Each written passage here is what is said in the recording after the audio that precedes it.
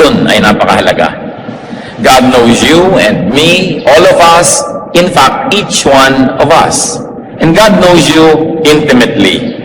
Hindi lang basta kahalubilo, kasalamuha, kaisa natin ang Diyos. Kilalang kilala ang bawat isa sa atin. Psalm 139:15-16. My frame was not hidden from you when I was made in the secret place. When I was woven together in the depths of the earth, your eyes saw my unformed body. All the days ordained for me were written in your book before one of them came to be. Sabi, wala akong maililihim sa inyo. Hindi pa man ako nabubuo sa aking pinanggalingan sa isang lihim na lugar na yon at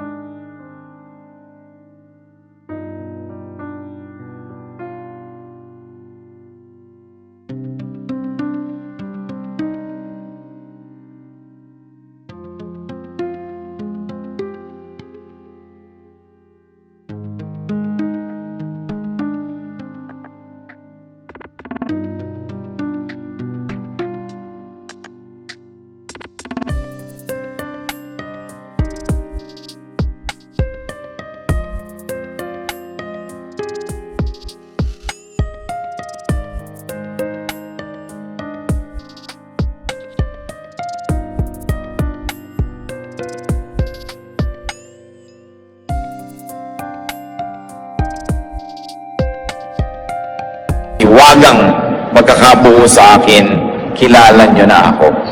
Alam ng Diyos ang ating pagkakabuo, ang ating pagkatao, ang ating buong pagka-espiritu rin. That the Lord knows and has seen our unformed body. Sabi, all the days ordained for me were written in your book. Ang aking buhay ay nakahanda na, nakatalaga na, isinulat nyo na. It was written in your book.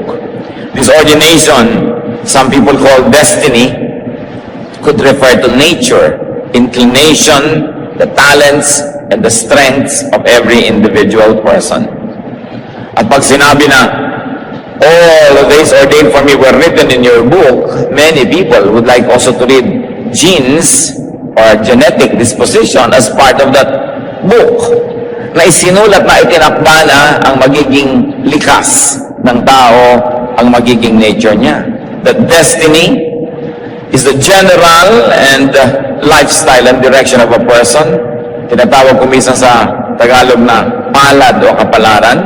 But it is not necessarily every minute detail of daily life.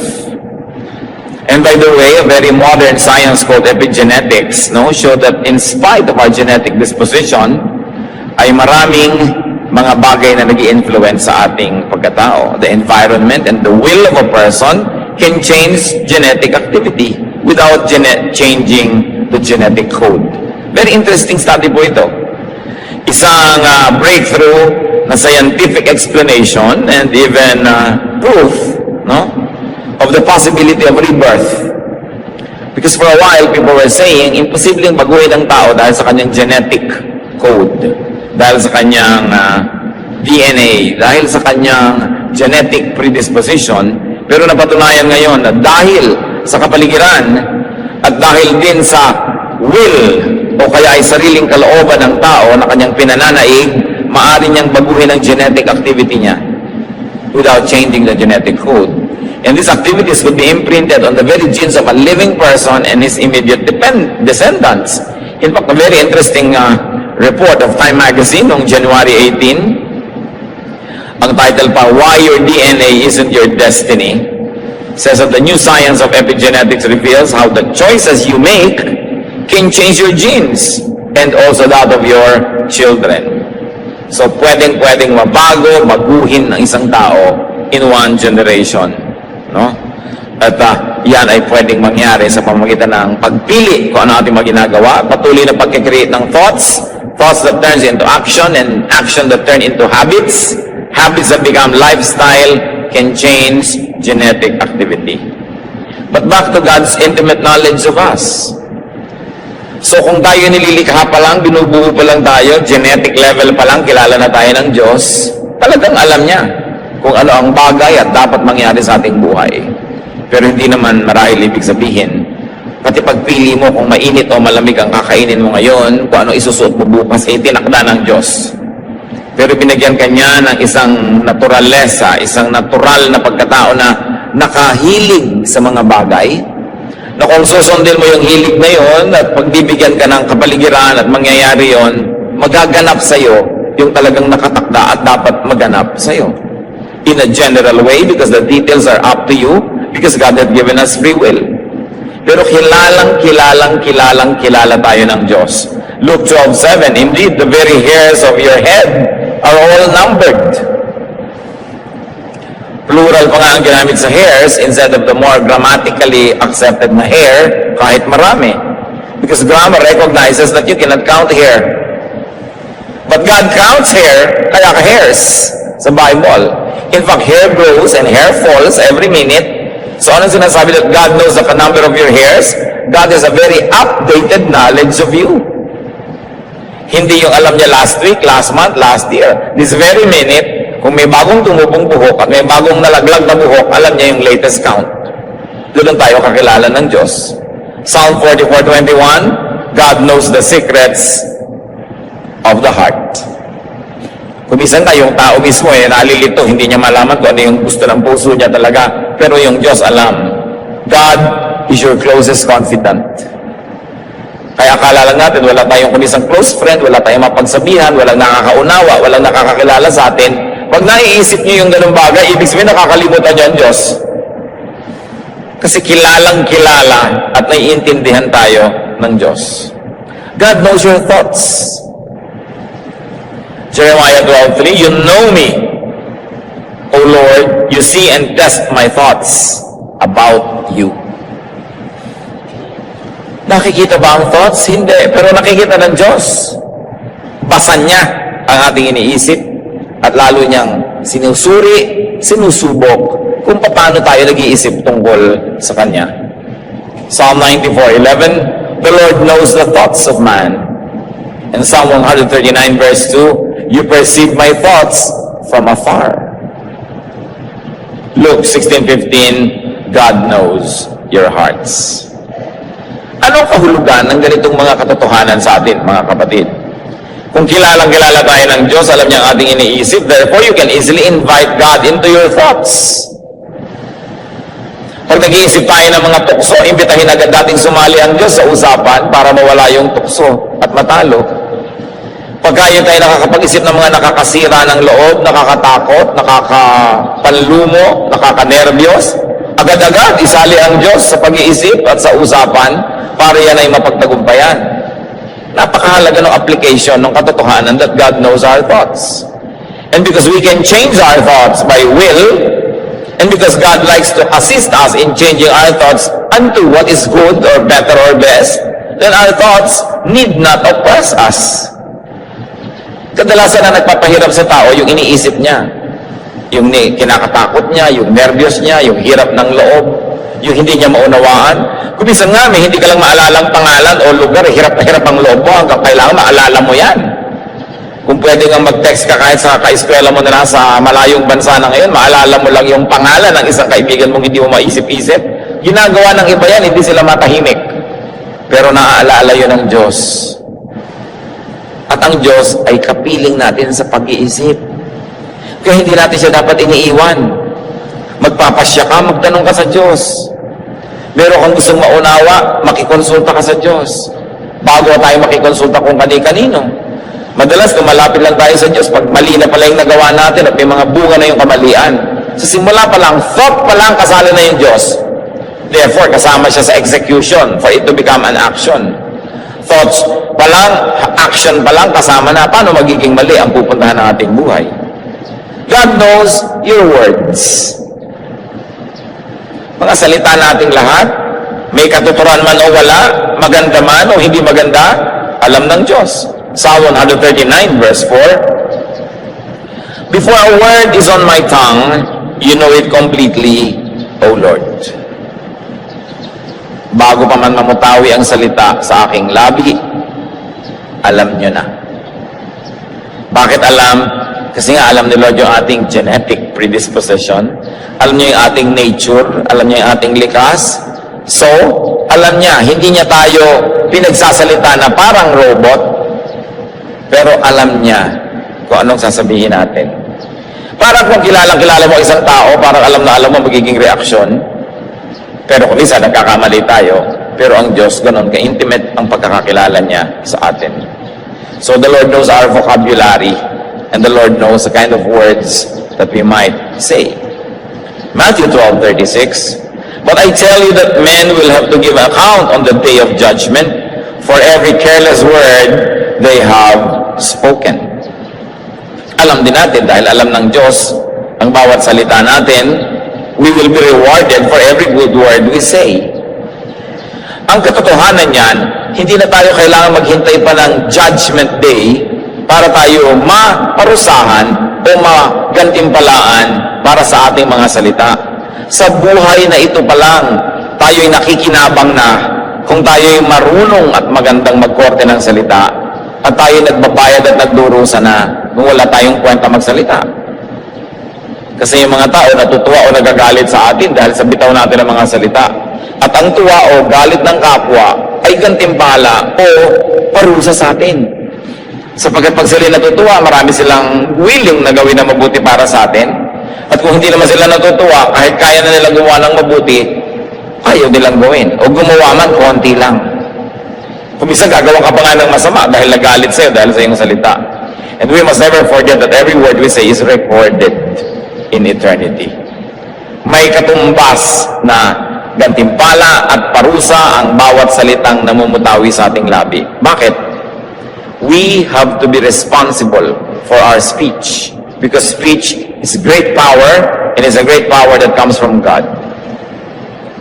Kaya nating bumuo o sumira dahil sa pananalita lang. Kaya nating umakay o magtulak, kaya nating magbigay ng liwanag o dilim dahil sa pananalita.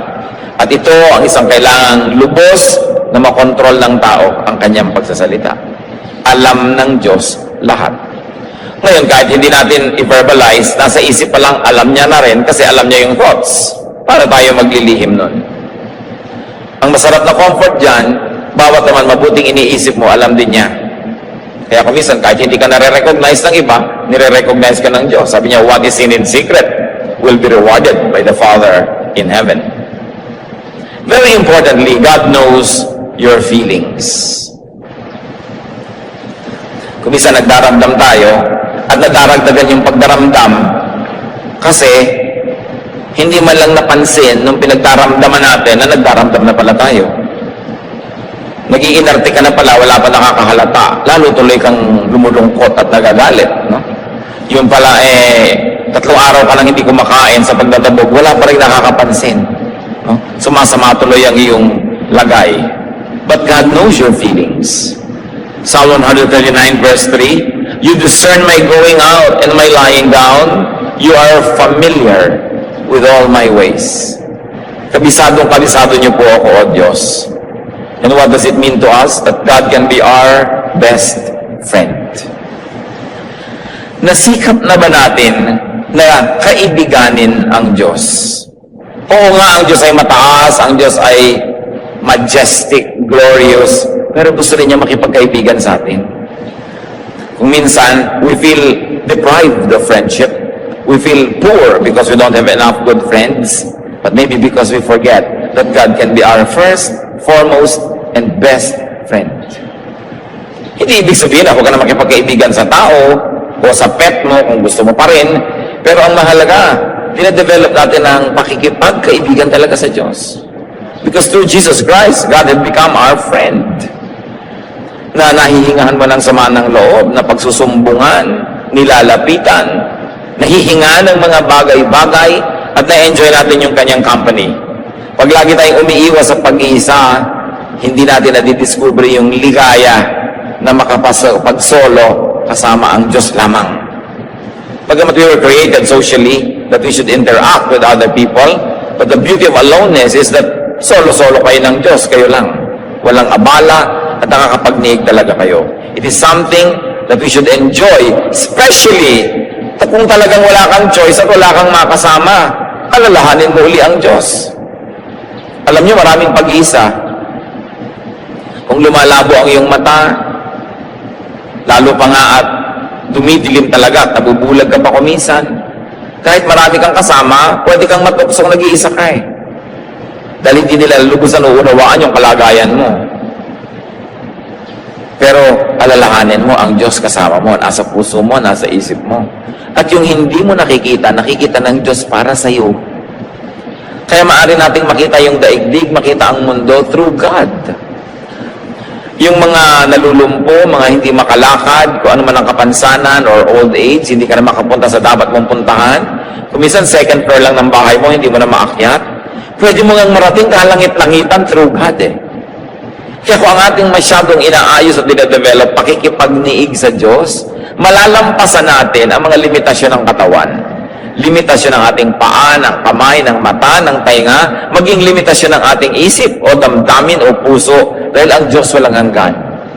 So God is our entry point. God is our door into the eternal, into the everlasting, into that which is spaceless and timeless. And that becomes even more precious when you begin to be saddled with the reality of humanity, of mortality. Na kung minsan hindi na nagpa-function ang isang mong kidney, o mahina na ang iyong puso, o may karamdaman ng mga iba't ibang bahagi ng iyong katawan, pero sa pamamagitan ng buhay ng Espiritu na nasa atin, pwede pa rin nating malasap, maramdaman ang ligaya ng buhay, kahit isa-isang nagsasara yung mga bintana na physical ng ating buhay, at parang dumidilim pag nagsasara yung mga bintana, pero yung liwanag na nasa kalooban natin, yung liwanag na isinilang kasabay natin, yun ang liwanag na dapat natin lalong kilalanin, kaibiganin, at kasamahin sa buhay. Kasi yun ang liwanag, yun ang saya, yun ang musika, yun ang tunog, yun ang kulay, hugis, galaw, na hindi maaaring agawin sa atin ng anumang physical limitation. Pag masyado tayo naging physical at nilimit na lang natin yung ating buong consciousness to that which is perceived by the physical senses, it is so easy to be sad. Kasi kung minsan humihirang ang iyong pandinig, lumalabo ang iyong mata, humihina ang iyong mga movement, nagkakaroon ka ng mga sakit sa muscles, sakit sa mga internal organs. But the quicker that the body disintegrates, the more inevitable, in fact, the quicker eternity comes. Sapagkat ang tunay nga niya ng sinasabi, yung pagpalya ng katawan natin hanggang sa extreme nito, kamatayan nito, yun ang tunay na pinto para makapasok tayo dun sa buhay na iba, walang hanggan at spiritual. Of course, we were wired to appreciate and even to love life on this earth and in this body. But if the kind of life begins to be less and less, you know that there is something that becomes more and more. Kasi walang vacuum. And vacuum always attracts something. So pag lumiliit na yung mundo mo physically, nagkaka-espasyo para lumaki yung mundo mo spiritually. All the more that we should develop our spirituality and our fellowship with God. At madali sapagkat kilala niya tayo. God knows your actions. Revelation 2:19, I know your deeds, your love and faith, your service and perseverance. Maraming naglilingkod sa Diyos. Masaya na kahit hindi sila mapansin ng iba kasi alam naman nila pinapansin nyo ng Diyos. Meron din naman mga naglilingkod, masama loob, pagka hindi nare-recognize, hindi napapalakpakan, hindi nakikilala, maaari natin dapat na suriin kung sino ba pinaglilingkuran natin, ang pagkilala, ang palakpak, ang recognition ng tao, o yung Diyos na nakakakita ng lihim. At sapagkat wala namang lihim sa Kanya, at siya ay Diyos sa makatarungan, alam niyang gantimpalaan ang lahat ng mabuti nating ginagawa, lalo't sikreto. Mas gusto ng Diyos yung mga sikretong mabubuting gawa. Sabi niya, do not sound trumpets before you when you give alms to the poor. Huwag na kayong tumawag ng pansin pag gumagawa kayo ng mabuti. Nagbibigay kayo na inyong mga abuloy, mga handog, mga ambag. Huwag na kayong magpakilala pa. Sapagkat ang nakikita ng Diyos na lihim na nagbibigay ay lalo niyang kinalulugdan. At lihim niyang ginagantimpalaan. Mabuti na nga kung ang gantimpala ng Diyos sa'yo, lihim, kung alam ng lahat ng kamag-anak mo, baka salakayin ka agad. Mabuti nga yung lihim para nakakabuelo ka naman. Gusto natin lagi, public na public. So, nababaligtad. Why does God know you and me? Ba't niya kaya tayo kilala? Because God knows man. Because God lives in man. God knows man because God lives in man. Wala siya sa langit lang. Nasa puso natin siya. Wala siya doon sa mga ulap o sa malalayong mga planeta at bituin. Nasa kaloob-looban siya ng ating diwa. Genesis 2:7, the Lord God formed man from the dust of the ground and breathed into his nostrils the breath of life, and the man became a living being. Makapangyarihan itong kaisa-isang sentence na ito. Nang nilikha ng Diyos ang tao, inihingan niya sa tao yung sarili niyang hininga. Parang CPR. Parang resuscitation yan. Yung hindi na makahinga, biglang bubuksan mo ang bibig at bubugahan mo siya ng hininga mo, papasok sa kanyang hininga, at nabubuhay siya dahil sa inihinga mo. Yan ang ginawa ng Diyos. At of course, higit pa dyan. Yun lang ang kaya nating intindihin kasi yun lang physical na alam natin eh. Pero yung ibinigay niyang buhay sa atin ang galing sa loob niya. Hindi niya pinita sa puno, hindi niya kinuha sa ilog at inilagay sa iyo. Galing sa Kanya. Sumanib ang Espiritu ng Diyos sa lupa. At yung lupa na sinaniban ng Kanyang Espiritu, yun ang naging tao. May bahagi na galing sa Diyos, may bahagi na galing sa lupa. Hindi lang siya lupa at hindi naman siya Diyos. Pero nasa Kanya ang Espiritu ng Diyos at nasa Kanya yung katawan ng lupa. Mahiwaga, makapangyarihan, napaka-special ng tao. God's Spirit is given to man. God's Spirit lives in man. And God's Spirit will return to God after death. Pag ninamnam nyo to, ang sarap-sarap mamatay. Dahil biruin mo, babalik na yung Espiritu mong ipinahiram, babalik sa Diyos, never the same. Yung Espiritong galing sa Diyos, inilagay sa lupa, naging tao, at dahil yung Espiritu na naitumira sa katawang lupa, naranasan doon ang hindi kayang maranasan ng Espiritu lamang na walang katawan. Kaya napayaman din ng human experience yung Espiritu.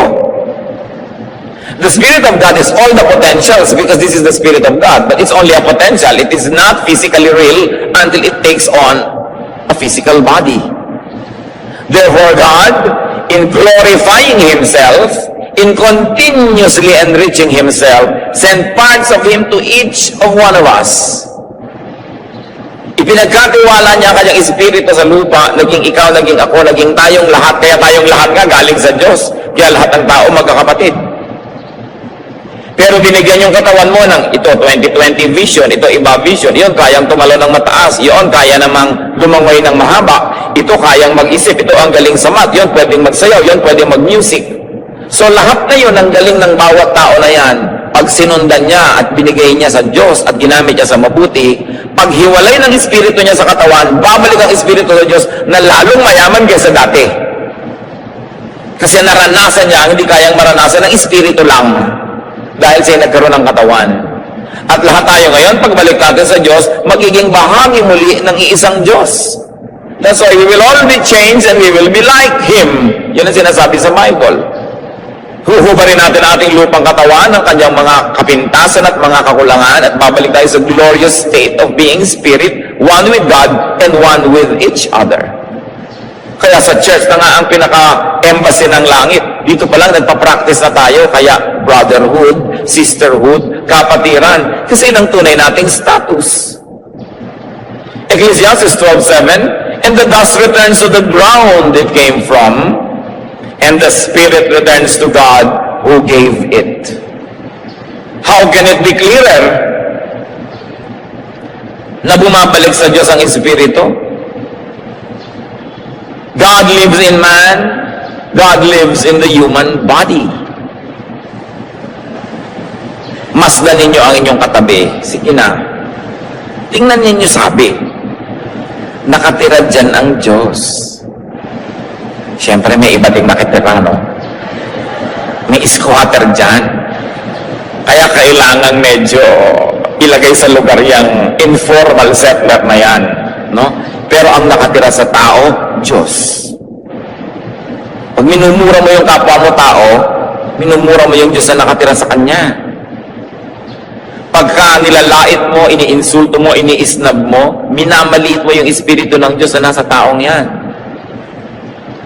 Pag sinasaktan mo, pinagtataksilan mo, kinakawawa mo, ginuguto mo, ginagawa mo yun sa Diyos. Kaya ang sabi ni Jesus, whatever you do to the least of this, you do to me. Meron ka bang pwedeng gawin sa kapwa mo na hindi mo ginagawa sa Diyos? Nakatira sa Kanya yung Diyos. Bagamat may squatter din, ha? Dapat malinaw yan. 1 Corinthians 6:19, do you not know that your body is a temple of the Holy Spirit, who is in you, whom you have received from God? Ganun kahalaga yung tao. Kaya kung kaya mong sagitin yung tao, batang natutulog sa kalsada, mabigyan siya ng shelter, ng makakain, gawin mo yun. Alang-alang sa Espiritu ng Diyos na nasa Kanya. Kaya dapat ating lutasin ang poverty. Bawat tao binigyan ng Diyos ng kakayahan at talento para yun ay mamulaklak, magbunga, at maranasan ng Espiritong inilagay sa Kanya yung dapat maranas in accordance with the giftings given to the person. Pero pinakamalaking humahadlang dyan, poverty. Maraming magagaling na pianista, hindi man lang makapag-piano. Ni pianono nga, hindi maka-afford. Dahil walang pera. Ang dami naman pera sa planeta, bakit nasa bulsa lang ng mga politiko? Diba? Ang dami-daming pera sa planeta, nasa bulsa lang ng iilan. Ang daming pagkain sa planeta, nasa sikmura lang ng konting tao. Napapansin nyo ba, ang daming magagandang view sa Pilipinas, mayayaman lang yung nag-enjoy? Because of the disparity in economics and politics. Kaya yung corruption, yung pagnanakaw, yung hindi pagiging tapat sa yung mga sinusumpaang tungkulin sa publiko, yan ay kalapastanganan sa Diyos. Because any high position, private or public, is God's trust. Binibigyan ka ng Diyos ng mataas na katungkulan para dahil sa kapangyarihang ipinahihiram sa iyo, makapagpa-improve ka ng buhay ng mga tao, mapalaya yung mga tao sa poverty, and they'll begin to develop their talents themselves. They can become dancers and singers, mathematicians and scientists. They can become what God wants them to be according to the giftedness that God had given them before they were even born. So that the Spirit given to them will be enriched, and when it returns to God, magre-report siya sa Diyos, this is what has happened to me. Na-develop ko ang talent, naranasan ko ang dapat maranas, naibig ko ang dapat ibigin, tumanggap ako ng pagmamahal, I became one with humanity and with nature, now I return to God. Kung may nalilito pa sa atin kung anong mission ng buhay, yun. Na tayo pilgrims, dumadaan lang sa earth, ba't mapinapadaan pa? Bakit ba ang Espiritu ng Diyos ay ipinahiram-hiram pa sa tao at nananahimik na lang sana sa mga kung saan man nandun? Because without the Spirit joining the physical body, experience will be impossible. Kaya ginawa tayong templo kasi gusto ng Diyos na magkaroon ng physical templo. At malinaw sa Bible that the temples of God are not stick or stone or steel or metal.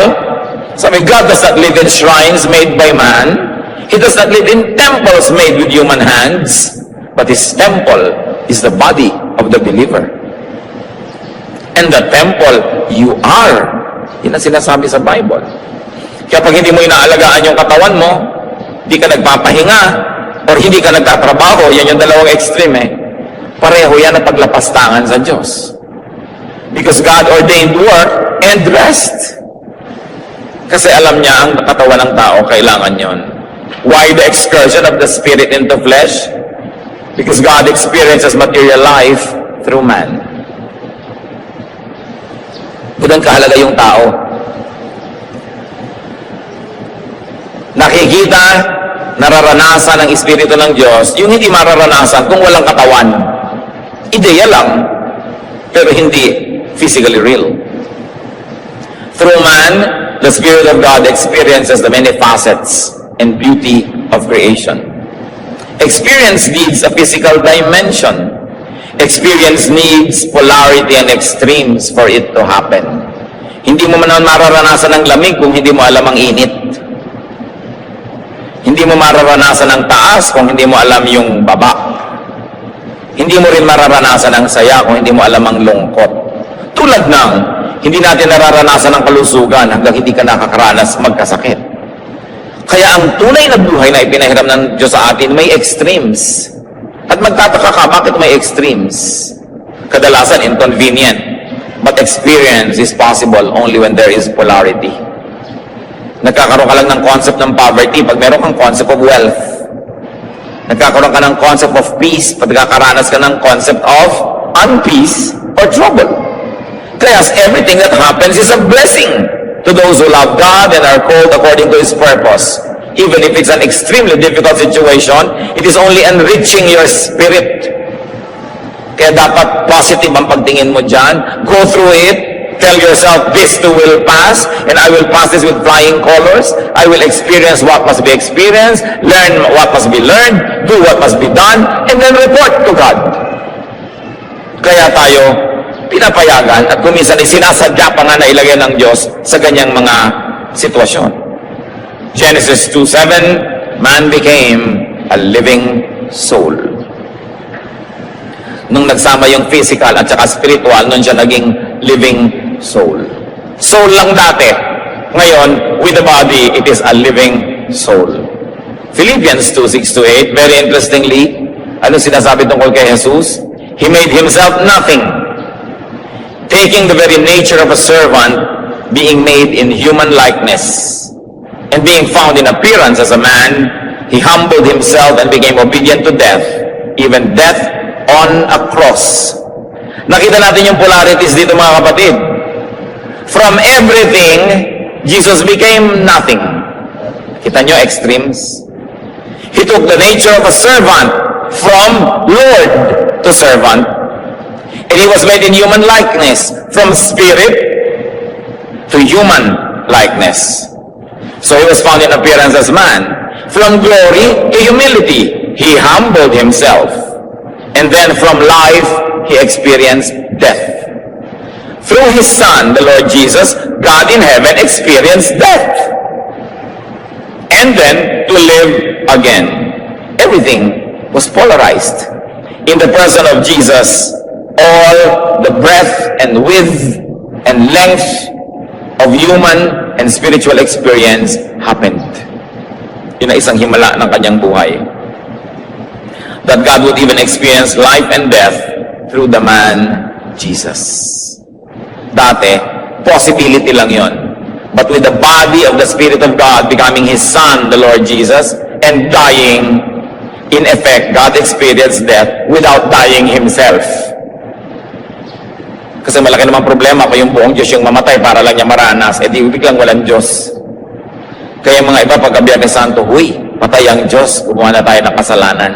Kinicommemorate pala yung kamatayan, pero hindi naman siya namamatay muli. Now, why the incarnation?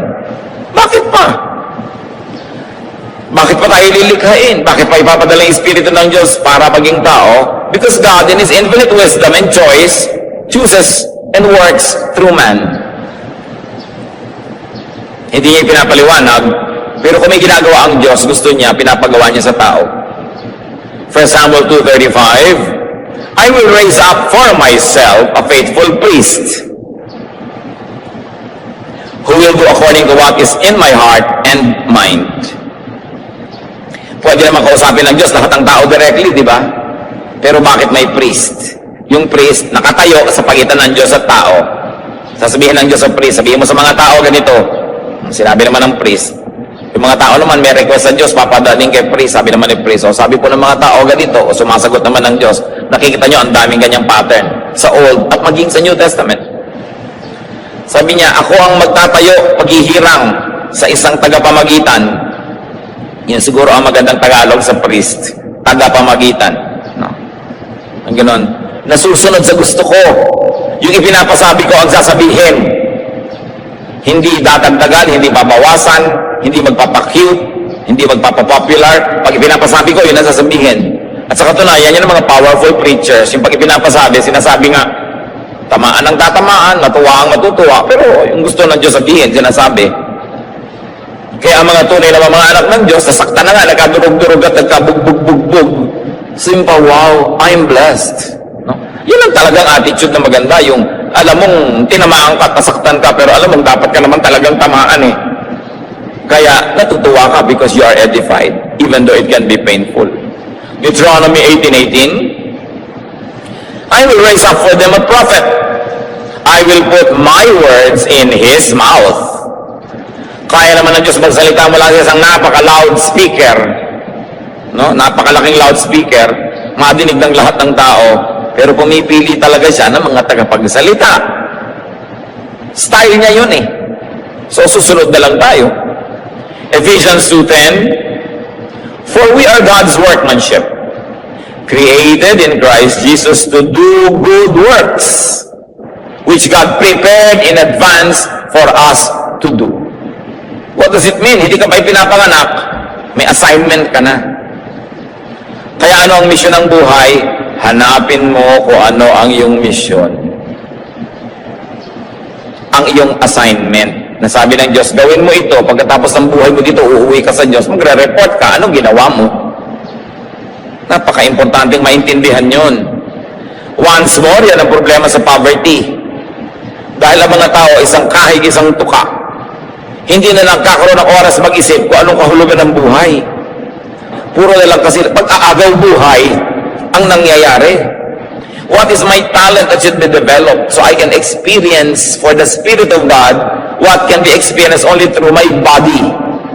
Everybody is unique. Kaya dapat lahat may papel sa buhay. Pero kung nauubos ang mula umaga hanggang gabi mo para ka lang kumita, at yun ang malungkot na katotohanan sa maraming tao, ibig sabihin we are failing the agenda of God. That's why the people of God must wage war against poverty, must expose and fight corruption, must make wealth and redistribute the wealth of the planet through political, economic, and social power. Kaya maganda yung may power kung ginagamit mo para sundin mo yung kalooban ng Diyos to distribute. So everybody will develop. Nakakalungkot, meron ang galing-galing na pintor pero hindi na siya matutuloy magpinta dahil nawasak na yung kamay niya kasi sibak ng kahoy. Kasi kailangan niya mabuhay. So, anong ginawa? Nilikha ba siya ng Diyos? Tagasibak ng kahoy? Tagabuhat ng crane? Dahil yung crane sira. So, pati crane binubuhat na. Hindi masamang gawin. Pero hindi lang yan ang dahilan kaya tayo nabubuhay. John 6:38, for I have come down from heaven, not to do my will, but to do the will of Him who sent. At lahat tayo ganun, may assignment. Kaya mahalagang lumalagay ka sa lugar at ginagawa mo kung ano yung tama. One way to know your assignment in life, look at your natural talents. Colossians 2:9, in Christ, all the fullness of the deity lives in bodily form. Ang buong kabanalan, kaluwalhatian ng Diyos sa langit ay nabuhay sa loob ng katawan ni Jesus. At ganoon din ang gustong mangyari ng Diyos sa atin. That He lives in us, that we are His priests and servants and spokespersons so that we do what He has assigned us to do. At kita natin yung doktrina that Jesus lives in the believer. This time, hindi na lang yung Espiritu ng Diyos Ama yung nasa believer, pati na ngayon Espiritu ng Diyos Anak. John 3:16, whoever believes in Jesus shall not perish but have eternal life. Pag naniwala ka kay Jesus, yung Espiritu niya tumitira sa iyo. Bakit? Kasi yung original spirit na ipinadala ng Diyos, nadumihan na. Nagkabalubaluktot na, nagkakupi-kupi, nagkapira-piraso, nagkawasak-wasak.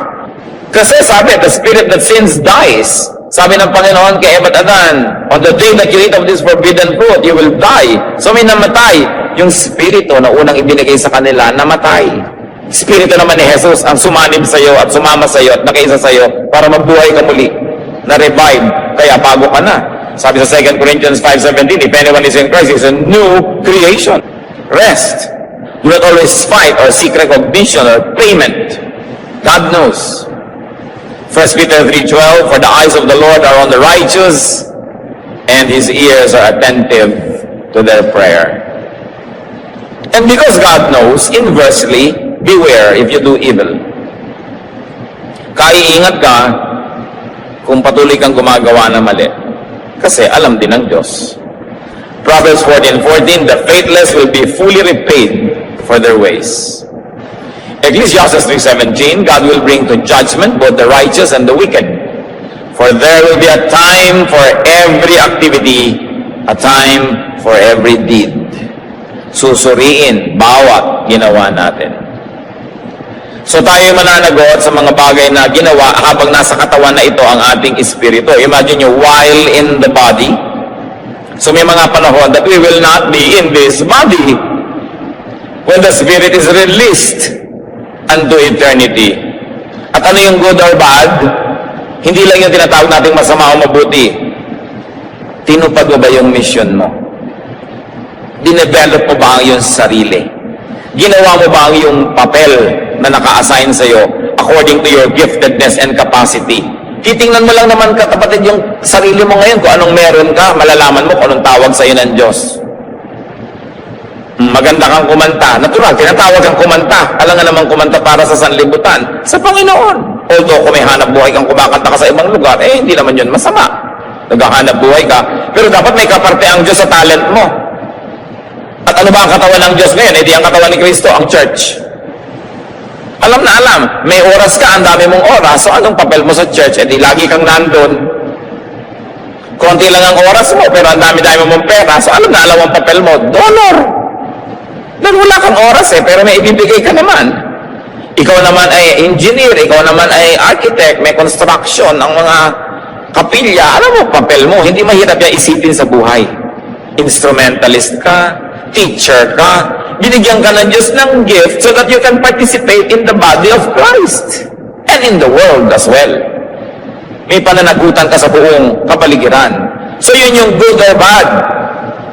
Ang tanong, ikaw ba, ilang na-compose mong kanta? Wala po. Judgment seat na to, ha? Binigyan kita ng talent mag-compose, anong ginawa mo? Diba? Yun ang tanong. Anong binigay sa'yo?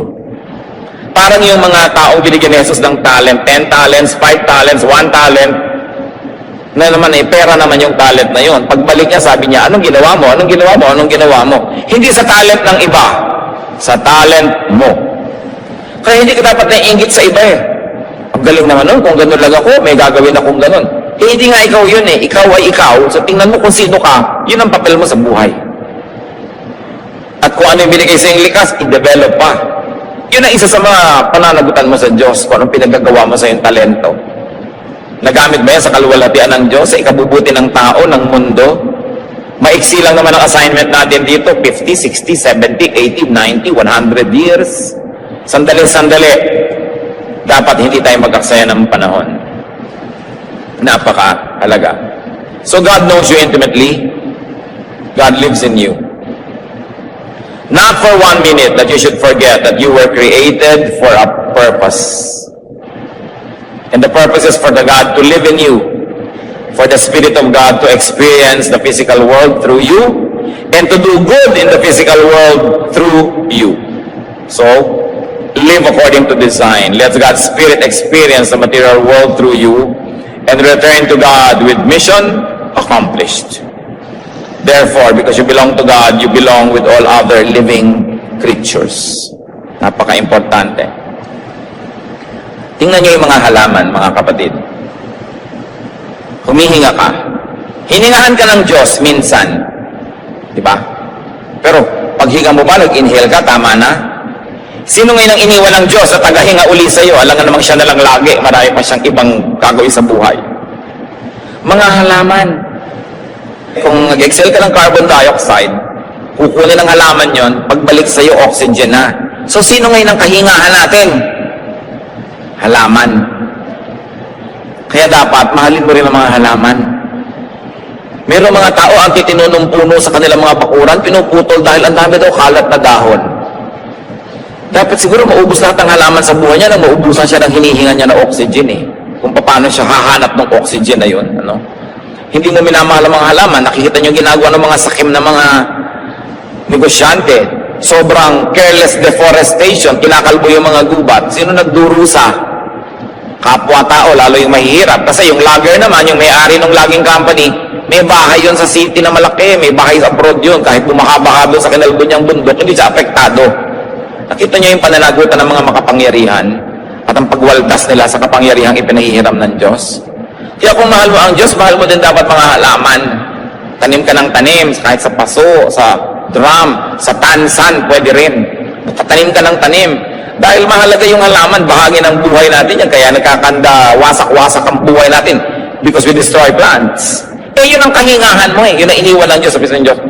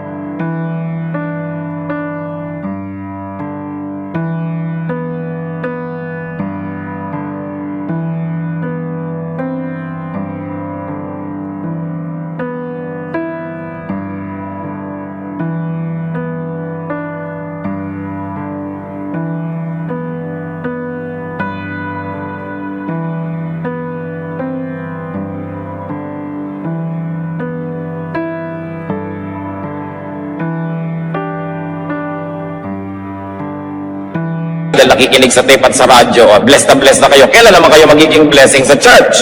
Alangan namang tanggap na laki ng tanggap, tapos wala naman kayo binibigay na blessing. Inhale man kayo ng inhale, sasabog kayo. Kailangan mag-exhale kayo. You must receive and give. This is the circle of life. The manifestation of the Spirit is given for the common good. You are not your own. You were bought at a price, so glorify God in your body. And glorify the body of the Lord, which is the church. Live life according to God's calling for you.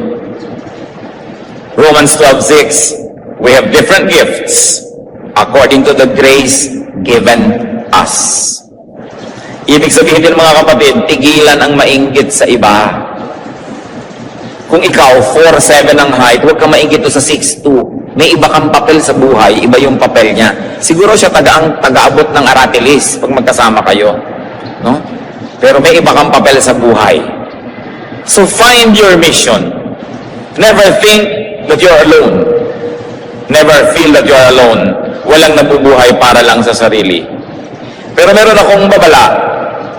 Kung tanggap kayo ng tanggap dahil merong bigay ng bigay, huwag kayo ang magsasabing yan ang papel mo sa buhay, bigyan kami. Huwag kayong ganon, ha? Siya dapat ang mag-isip na ang papel ko magbigay. Pero yung taga-tanggap, wala kayong karapatang mag-assign kung sino ang taga-bigay sa inyo. Sabihin, kaya ka naman binigyan ng Diyos. Minsan madidilig mo sa mga kamag-anak, nakapanting ng tenga eh. No? Kaya ka naman pinayaman para tangkilikin mo kami. Sino may sabi sa'yo? No? Wala tayong karapatang mag-isip noon. Yung nagbibigay ang magsasabing, ito ang calling ko. Pero yung taga-tanggap, no. Quiet lang kayo. No? Huwag kayong mag-assign ng taga-bigay sa inyo.